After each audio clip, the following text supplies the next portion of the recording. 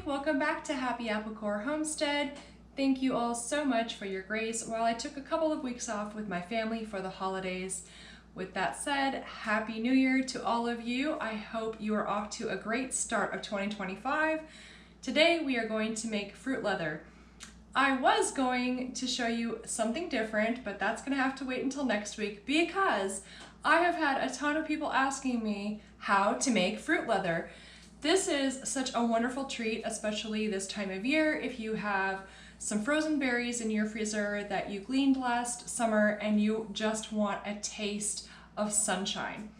Now, I actually bought these from Costco, and I'm going to use these to show you how to make fruit leather. Even though I have berries in my freezer, don't ask y'all, I was just at Costco today. And now I'm going to show you how to make a beautiful fruit leather. I'm going to give you a couple of different things that you can do and a couple different ways to make it. The first thing we're going to do is wash our berries. If you have frozen ones in your deep freezer right now, those are already clean and ready to go. And you can choose two different options at this point. Once your berries are clean, you can put them in a small saucepan and heat them up, which is what I'm going to do, or you can skip to the next step. Now that your blueberries are clean and you've taken out any moldy ones, it is time to put them on the heat. If you are doing it with my method, I'm going to turn the heat to a medium-low. There is a splash of water in here just to make sure that they don't scorch to the bottom of the pan. And I have a little potato masher, and I'm going to mash the fruit as it starts to get warm. This doesn't take very long, you guys. We're just warming up the fruit, and the reason why I heat it is just to make the fruit a little bit more malleable when I puree it. You can skip this step if you want to and just puree it, especially if you've got a Vitamix or something like that. You can totally skip the cooking step. But I think this gives it a really beautiful flavor, and it's just how I do it. So I will be back in a little bit to show you the next step. The blueberries have cooked down quite a bit. I've smashed them with the potato smasher, and I like the consistency. I do like to cook them down a little bit. It's just my preference. Again, you don't have to do this step if you don't want to. The next stage for this method is to puree them. I am going to use this little guy. This Cuisinart Smart Stick is pretty inexpensive compared to a Vitamix or a food processor, but you can make it very nice and smooth with whatever you have. Let's get started. I just realized, y'all, I'm wearing white. Okay. I'm gonna put my sleeves up, even though I absolutely hate to have hot things hit my hands because I do not want my white shirt to get blueberries in it. This method will spray just a little bit.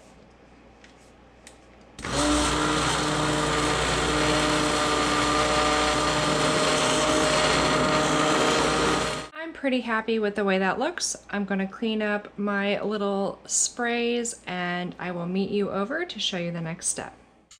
All right, here in front of us we have our blueberry puree, we have a tray for a dehydrator, and we have these cute little trays that are designed for fruit leather.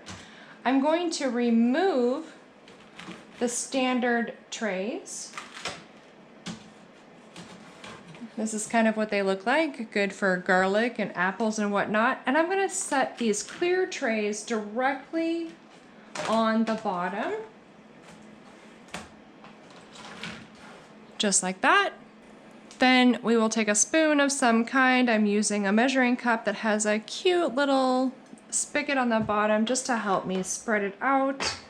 And we will pour right onto the trays.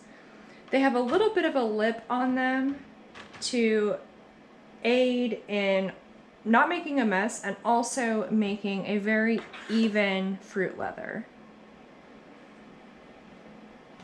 And we'll just spread that out just like so. In a moment, I'm gonna tell you how to make this without a dehydrator, so don't worry. If you don't have one, you can still make a beautiful fruit leather.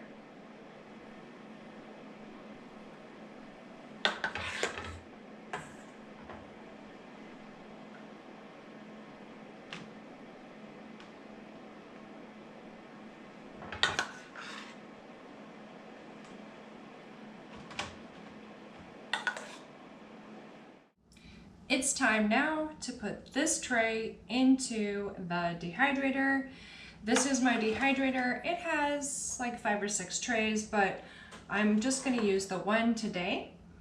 And I'm gonna set it gently on here. And let me go check on my doggo and grab the lid. Be right back.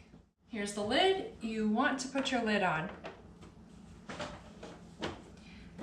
Now, before we go any further, I want to address a couple of very important things if you want to make your own fruit leather at home, and especially if you don't have a dehydrator. So, you can make this entire recipe at home if you have an oven, maybe if you just have a fire, but let's just go with oven, okay? If you have an oven and you have a jelly roll pan or a cookie pan, something with a little bit of edge on the side, you can line that sheet with parchment paper and you can lay this out right on top of that, and you can put it in your oven for 140 degrees or your very lowest temperature. My oven, I think the lowest temperature is 180 degrees, but if you can get yours as low as 140 degrees, you can go ahead and put it in your oven and keep an eye on it. It'll only take a few hours in the oven. In a dehydrator, it can take overnight up to 24 hours, depending on how thick your little slab of fruit is. I am going to show you right now. We don't even have to wait until tomorrow, you guys. I'm going to show you exactly what it looks like after it has been in my dehydrator, because I made a batch yesterday, hence the reason why I'm making this video, because people found out I was making some and wanted me to show you. So I have the finished project for you to see tonight. Okay, so, oh, wait, one last thing. I did not add lemon juice, I did not add honey, I did not add sugar, I did not add cinnamon, but you can if you want to. I really recommend that you taste your fruit after you puree it. If you want to add, you know, sugar or honey or brown sugar or cinnamon or cardamom or whatever you want, you can add anything to your fruit leather to make it taste amazing. It is not necessary to add sugar or lemon juice or anything like that to preserve it, because once it's dried, we're actually going to store it in the fridge, and if you make a giant batch, you can store it in the freezer and it will be lovely. So let's go ahead and get this started. We're going to put it to 140 degrees and let it run for about 24 hours. But since I already have a batch, you don't have to wait until tomorrow to see what it looks like. Well, my friends, this is a batch that I did overnight last night. It is not falling out, and it is, I'm gonna just kind of pull it off and show you what it looks like. This is my fruit leather, and you can see it is flexible. This is blueberry, same as the one I showed you. The trick to good fruit leather is you do not want it to be tacky anymore. So it should feel relatively dry when you touch it. It should not stick to your fingers. If it's still sticking to your fingers, it is not quite done yet. Now this will tear pretty easily, and depending on how much you want, you can make very large pieces or very tiny pieces like this one.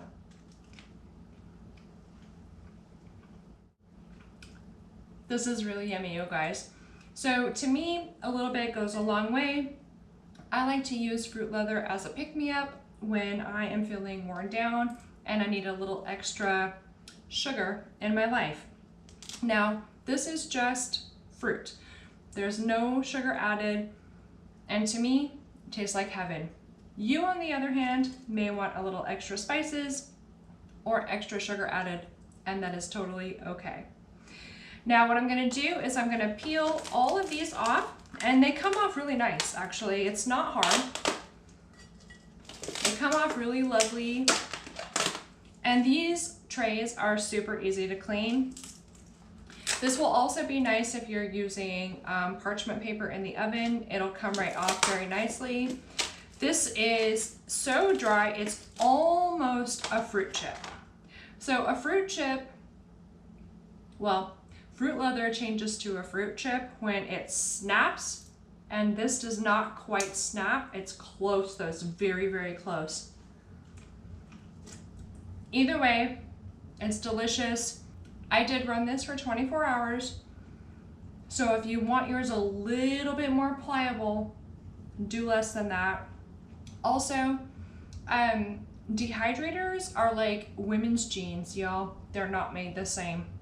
So test out your system, like check it after 4 hours, check it at 8 hours, check it at 12 hours, check it at 24 hours. You know what I'm talking about. This can store in the fridge for a couple of weeks and it'll be fine. I really wouldn't leave it on the counter unless it's cold and or you don't have a refrigerator, because it's gonna last way longer and way better if you pop it in the fridge. I think that's it, you guys.